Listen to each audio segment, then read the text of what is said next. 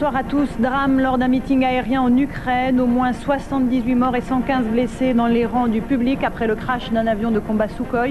L'appareil s'est écrasé après une fausse manœuvre. Parmi les victimes, de nombreux enfants. Journée moins chargée que prévu sur les routes. Les départs se sont plutôt bien déroulés dans la vallée du Rhône et sur tous les axes qui mènent au lieu de vacances. Nous ferons le point dans ce journal. En Corse, la visite surprise de Jean-Pierre Raffarin aux côtés de son ministre de l'Intérieur, Nicolas Sarkozy. Les deux hommes annoncent la reprise du dialogue avec les élus de l'île.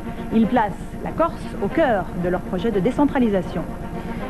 La grogne des pompiers du ciel dans les Bouches-du-Rhône. Ils dénoncent le manque d'avions bombardiers d'eau au moment où les incendies de forêt se multiplient. Enfin, nous évoquerons la sécurité dans les clubs de plongée sous-marine pendant l'été et le danger des baïnes, ces courants marins qui provoquent de nombreux accidents sur les côtes du sud-ouest de la France. Au moins 78 morts et 115 blessés, c'est le bilan encore provisoire de l'accident qui s'est produit peu après-midi en Ukraine lors d'un meeting aérien. Un avion de combat s'est écrasé en pleine démonstration à quelques mètres du public. Les pilotes se sont éjectés, mais les débris de l'appareil ont provoqué un véritable carnage dans les rangs des spectateurs, dont de nombreux enfants.